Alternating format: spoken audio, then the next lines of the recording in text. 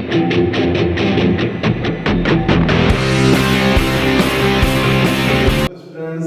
myself Mohammad Salim sir, I bring one of the important video for you. Students, today we are going to understand one of the important topic of theory of evolutions. We are studying theory of evolution of Lamarck here. This theory of evolution of Lamarck is also called as Lamarckism. इस theory को हम Lamarckism इसलिए कहते हैं क्योंकि ये Lamarck ने दिया था। लेमार्क कौन थे?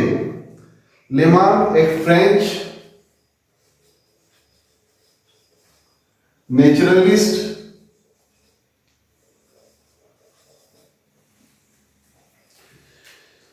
इवोल्यूशनिस्ट थे। लेमार्क ने 1744 to 1829 के दौर में एक थ्योरी पेश की। उस थ्योरी को हम लेमार्क थ्योरी ऑफ इवोल्यूशन कहते हैं। ये इवोल्यूशन की सबसे पहली थ्योरी है। इस थ्योरी को हम theory of inheritance of acquired character भी कहते हैं। एक्वायर्ड कैरेक्टर्स,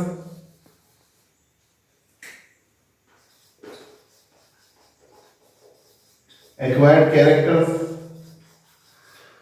और इसे हम सॉफ्ट इनहेरिटेंस भी कहते हैं, या इसे हम थ्योरी ऑफ इवोल्यूशन भी कहते हैं। लेमार्क जो थे नेचर पर्सन इवोल्यूशनिस्ट थे। स्टूडेंट्स, इन्होंने अपनी थ्योरी के अंदर कुछ बातों पर डिस्कस किया है। वो कौन कौन सी चीजें थी उसको मैं यहां लिखता हूं। सबसे पहली चीज न्यू नीड्स। न्यू नीड्स क्या है? इन्होंने कहा कि ऑर्गेनिज्म को जब उनको जरूरत पड़ी तो उन्होंने चेंजिंग एनवायरनमेंट के हिसाब से अपने अंदर एडेप्टेशन किया, वेरिएशंस लाए, और वो वेरिएशंस के लिए उन्होंने जो है न्यू नीड्स जो से उनके सामने डेवलप हुई, अपने अंदर तब्दीलियां लाई, मॉडिफिकेशन किया। एग्जांपल में स्टूडेंट्स वो लेते हैं जिराफ को। हर बुक के अंदर एक डायग्राम देखते होंगे आप। जिराफ है, उसकी स्टेजेस बताई हुई है। पहला जो जिराफ है उसकी जो है वो एंसेस्टर्स ऑफ जिराफ है, उसमें उसकी गर्दन छोटी है जैसे हॉर्स की होती है, डोंकी की होती है। और दूसरे जो जिराफ है फिर बढ़ते बढ़ते उनकी जो सबसे आज के मॉडिफाइड समझ लो उस वक्त की उनके मॉडिफाइड जो जिराफ है वो उनकी गर्दन लंबी बताई गई है। इस फोटो में आप ये देख सकते हैं। तो ये पिक्चर के जरिए से हमको क्या बताया गया है कि पहले के जो जिराफ थे वो हर्बीवोर्स थे। तो उस वक्त हो सकते हैं कि हर्बीवोर्स में कंपटीशन होना, तो ग्रास जो है नीचे मुंडी रख के खाते थे, उनकी नेक छोटी थी। लेकिन जैसी जैसी ग्रास जमीन पर खत्म हुई या कंपटीशन बढ़ा तो जिराफ ने अपने अंदर मॉडिफिकेशन किया और वो टॉल ट्रीज की जो है पत्तियां खाना शुरू की, उन्होंने लीव्स खाना शुरू की। तो टॉल ट्रीज की जो लीफ उन्होंने खाना शुरू किए तो धीरे धीरे वो उनकी जो है गर्दन की जो हड्डियां वर्टिब्रे जो हैं वो बढ़ गई और जिराफ की जो है क्या बढ़ गई? नेक बढ़ गई है, जो हमें फोटो में नजर आती है। तो इसे कहते हैं वो एक्वायर्ड किया गया कैरेक्टर्स। कौन सा कैरेक्टर एक्वायर्ड किया जिराफ ने? उन्होंने अपनी गर्दन को ऊंची कर दी। उन्होंने क्या किए? अपनी गर्दन को ऊंची कर दी। तो गर्दन ऊंची की किस लिए की है? Due to the change in the environment. Due to the change in the environment उन्होंने वेरिएशंस लाए और वो वेरिएशंस को उन्होंने क्या किया? गर्दन ऊंची कर दी। तो ये वेरिएशंस उन्होंने क्यों लाए? Due to the new needs. और न्यू नीड्स क्या थी कि अब ट्रीज बड़े हो गए, ऊंचे हो गए और गर्दन छोटी हो गई, तो धीरे धीरे उन्होंने अपनी गर्दन को बढ़ा लिया। दूसरी इंपॉर्टेंट चीज ये बताया उन्होंने कि दूसरा जो पॉइंट डिस्कस किया उन्होंने वो किए use and disuse of organ. Use and disuse of the organs का मतलब क्या है? तो जो ऑर्गन जो है लिविंग ऑर्गेनिज्म यूज करते हैं उनमें अच्छा मॉडिफिकेशन आता है, वो अच्छे डेवलप हो जाते हैं, और जो ऑर्गन का यूज नहीं किया जाता है वो अंडर डेवलप रहते हैं, वो मॉडिफाइड नहीं हो पाते हैं और वो डीजनरेट हो जाते हैं। तो यही चीज जो है यहां बताई गई है in sense of the change. तो ये जो एक्टिविटीज रहती है लिविंग ऑर्गेनिज्म की, या उनके अंदर जो लेजीनेस रहती है, ये ऑर्गेनिज्म में जो आती है ये एनवायरनमेंट से आती है और it is in their morphological characters.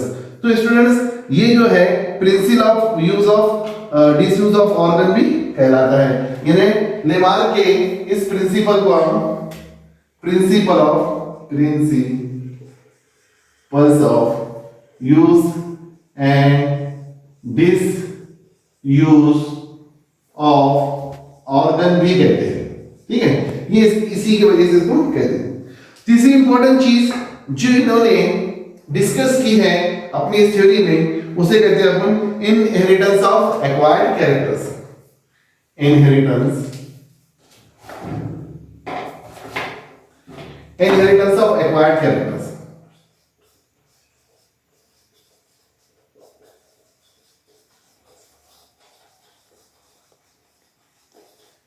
Inheritance of acquired character means क्या?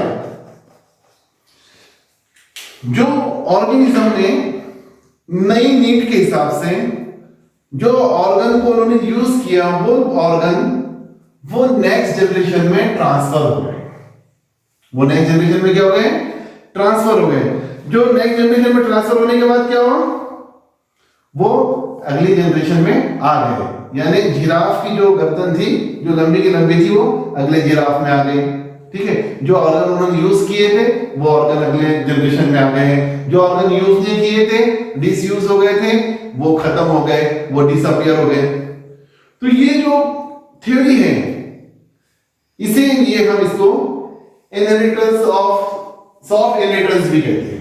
यानी सॉफ्टली जो है जो कैरेक्टर को इनहेरिट किया जाता है, इसीलिए इनकी थ्योरी को हम theory of inheritance of acquired character भी कहते हैं। तो इस तरह से लिविंग ऑर्गेनिज्म जो होते हैं ये अपने कैरेक्टर ट्रांसफर करते हैं। ये इनहेरिटेंस में हमने पढ़े हुए, जेनेटिक्स में हमने इस चीज को पढ़े हुए। तो ट्रांसफर करते हैं, तो वो क्या करते हैं? कौन से कैरेक्टर ट्रांसफर करते हैं? एक्वायर्ड कैरेक्टर ट्रांसफर करते हैं। अब ये एक्वायर्ड कैरेक्टर किससे ट्रांसफर करते हैं? ये एंसेस्टर से करते हैं। किससे करते हैं? एंसेस्टर से करते हैं। तो एंसेस्टर से एक्वायर्ड कैरेक्टर को ट्रांसफर करने को हम कहते हैं एंसेस्ट्री ऑफ एक्वायर्ड कैरेक्टर्स। क्या कहेंगे उसको?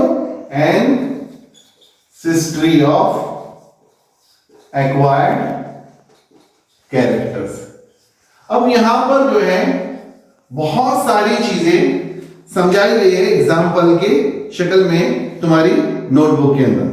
जो एक एग्जाम्पल जो मैंने जिराफ का दिया हूं यहां पर, ठीक है, एक तो एग्जाम्पल मैं आपको और यहां दे देता हूं, लेकिन उसको समझना है।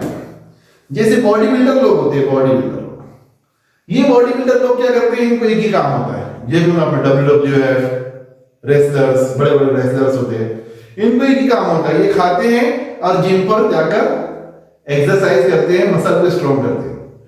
तो आम इंसान के मुकाबले में इनके मसल्स जो है हमको हेवी नजर आते हैं, बड़े बड़े नजर आते हैं।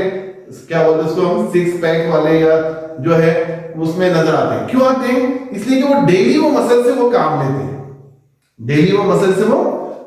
हैं, जिसकी वजह से वो मसल्स क्या करते हैं? स्ट्रेंथ हो जाते हैं, मजबूत हो जाते हैं, कड़क हो जाते हैं। नॉर्मल मसल के मुकाबले में ज्यादा काम लिया जा रहा है ना उनसे, तो वो काम लेने की वजह से उनके अंदर में एक उनकी बॉडी को शेप मिल जाता है। तो हम ये देखते हैं कि ये जो एग्जांपल है जिराफ की, बोलो या मैंने अभी मसल्स लिया, ऐसे बहुत सारे एग्जांपल आपकी टेक्स्ट बुक्स में भी दी हुई है। जैसे यहां दी हुई है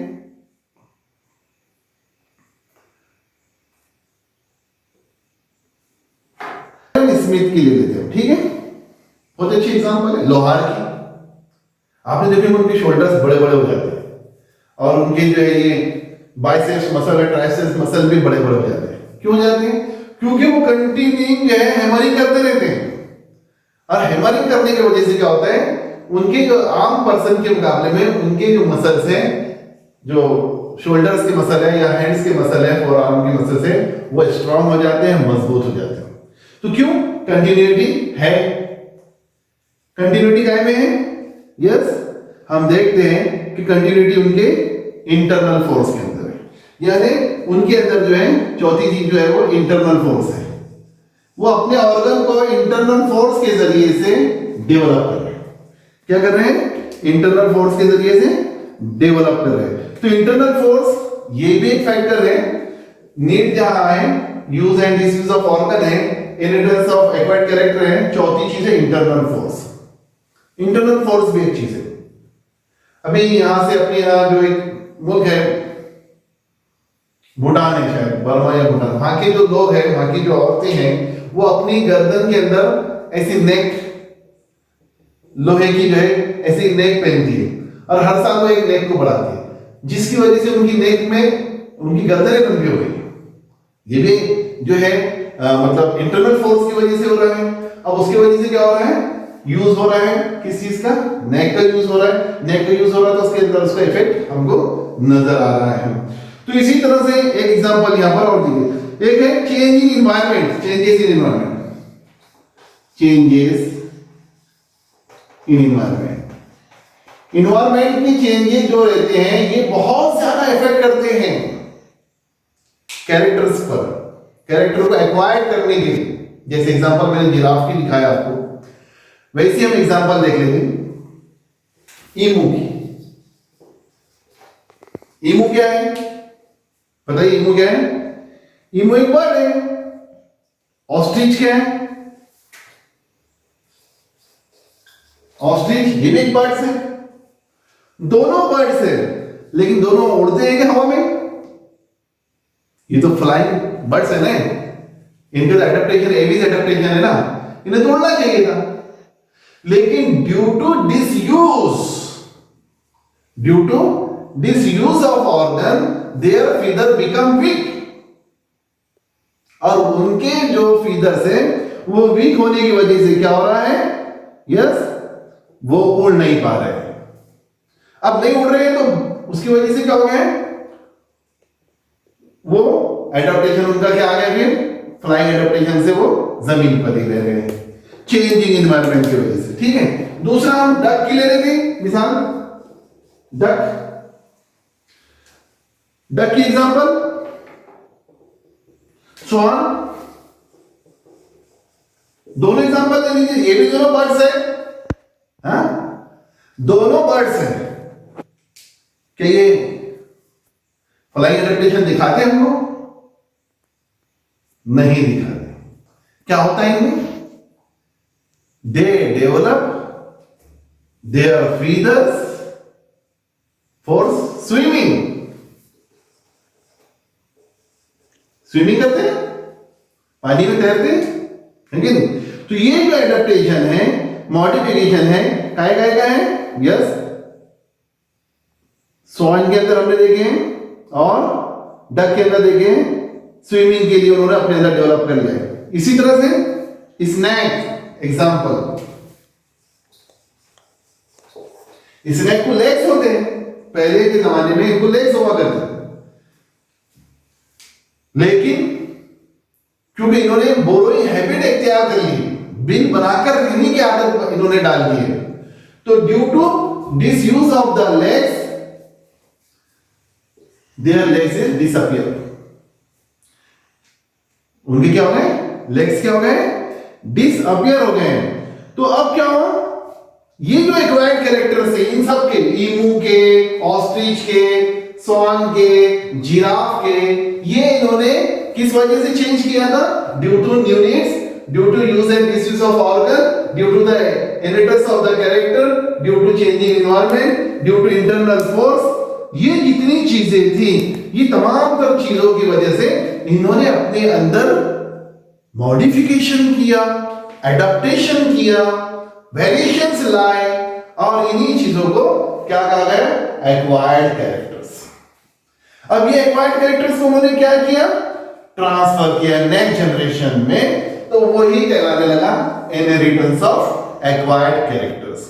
and this changes is very softly is seen in the organism, that is due to this it is called as soft inheritance. इसे हम soft inheritance कहते हैं.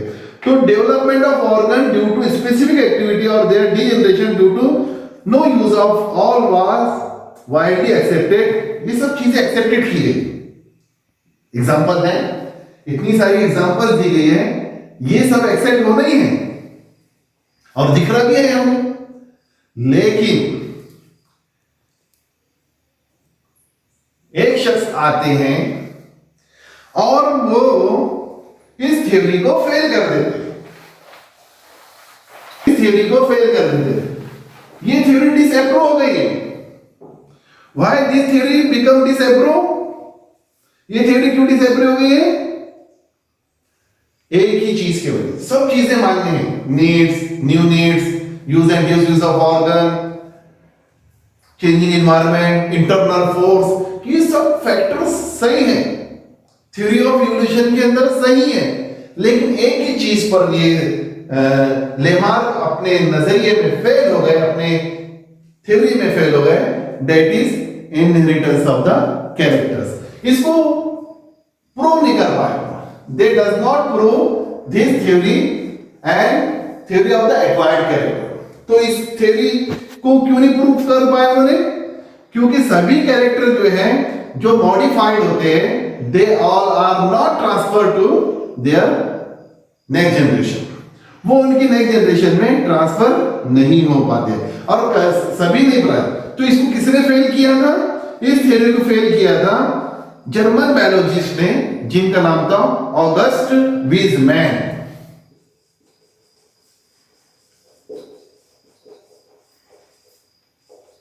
जी हाँ, ये जर्मन बायोलॉजिस्ट है.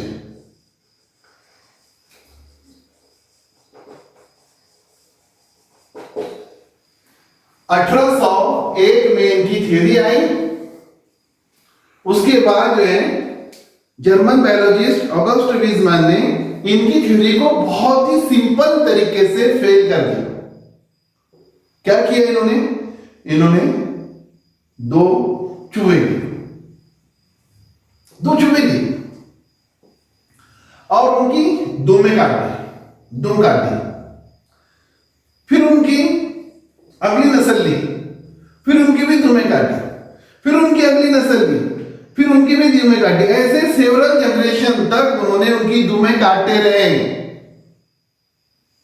काटने के बाद क्या ऑब्जर्व किया उन्होंने कि हर जनरेशन में दुम आती थी चूहे को. क्या आती थी? दुम आती थी. अगर से यही कैरेक्टर ट्रांसफर होने के रहते तो नेक्स्ट जनरेशन के चूहों की दुम नहीं आना चाहिए था. हमारे यहां लेडीज जो है इयरिंग पहनती है ना, पहनती है ना, नथनी पहनती है ना, सुराख करते हैं ना कान में, नाक में, करते हैं कि नहीं? सब करते हैं. लेकिन हम अगली नेक्स्ट जो बेबी आती है, जो बच्चे आते हैं, उनकी कानों के अंदर, नाक के अंदर सुराख देखते हैं क्या? नहीं देखते. तो ये जो थ्योरी थी, इसीलिए इसको डिसअप्रूव किया गया है कि all the modified characters are not transfer in the individual. This theory is failed by the August Weismann and after that theory, after 1500 years, Darwin has proposed new theory and published his books Origin of Species and gives new theory of the evolution, that is natural selection, of evolution by natural selection. So students, we have studied all these things about the Lamarckism. I hope that you understand this topic very well.